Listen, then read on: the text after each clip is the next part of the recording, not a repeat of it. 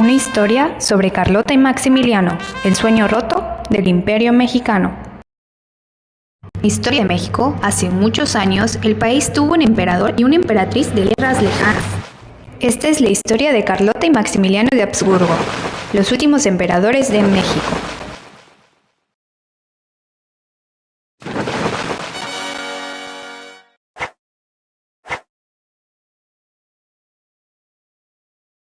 Nací en Austria en 1832. Soy el hermano menor del emperador Francisco José. Me encanta el arte, la ciencia y la naturaleza. Siempre he sido un hombre curioso, con ganas de aprender y descubrir el mundo. Nací en 1840 en Bélgica. Soy hija del rey Leopoldo. Siempre he sido inteligente y ambiciosa, pero, sobre todo, profundamente enamorada de mi esposo. En 1857, Maximiliano y Carlota se casaron como en un cuento de hadas. Pero su destino los llevaría mucho más lejos de lo que imaginaron.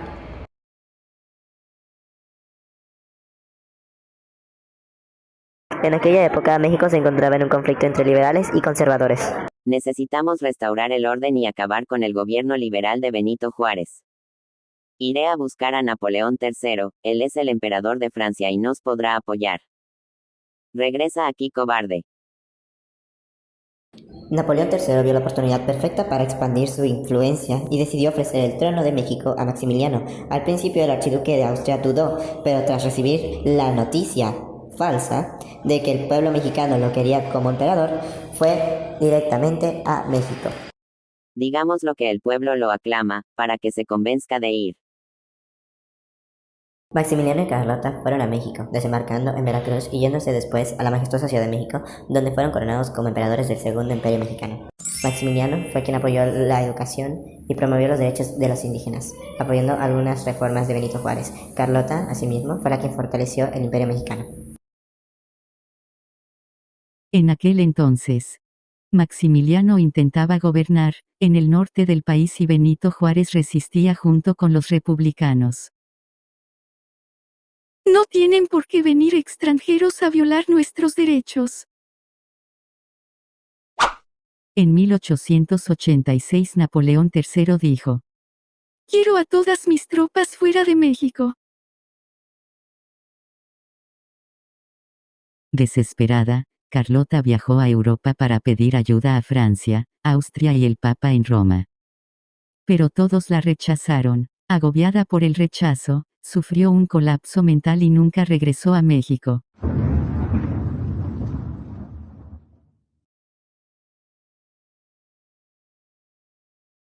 Decidí quedarme solo con mi ejército lejos de mi esposa, pero la situación no estaba a mi favor.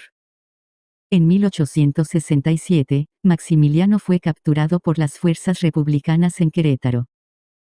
A pesar de los intentos de varios líderes extranjeros para salvarlo, Juárez decidió que debía pagar por haber usurpado el poder. El 19 de junio de 1867, en el Cerro de las Campanas, Maximiliano fue fusilado junto con sus generales. Sus últimas palabras fueron: "Muero por México, viva México". Mientras tanto, Carlota vivió el resto de su vida en el exilio, en un estado de locura y tristeza, creyendo que aún era emperatriz de México. Falleció en 1927, en Bélgica, sin haber sabido jamás que su esposo había sido ejecutado. Y fue cuando terminó la historia de Maximiliano y Carlota, dos europeos que intentaron gobernar México, pero fueron atrapados en una lucha que no era suya.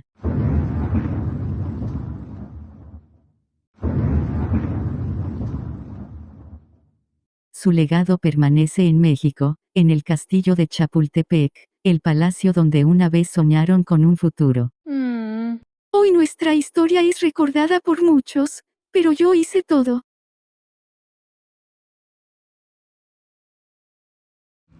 Y es así como comprendemos un poco más de la historia de México. Gracias por escucharnos, síganos para más videos. Hasta luego.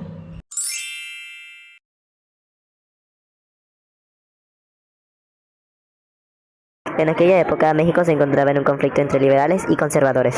Necesitamos restaurar el orden y acabar con el gobierno liberal de Benito Juárez.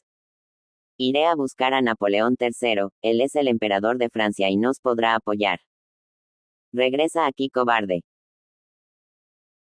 Napoleón III vio la oportunidad perfecta para expandir su influencia y decidió ofrecer el trono de México a Maximiliano. Al principio el archiduque de Austria dudó, pero tras recibir la noticia falsa de que el pueblo mexicano lo quería como emperador, fue directamente a México. Digamos lo que el pueblo lo aclama, para que se convenzca de ir.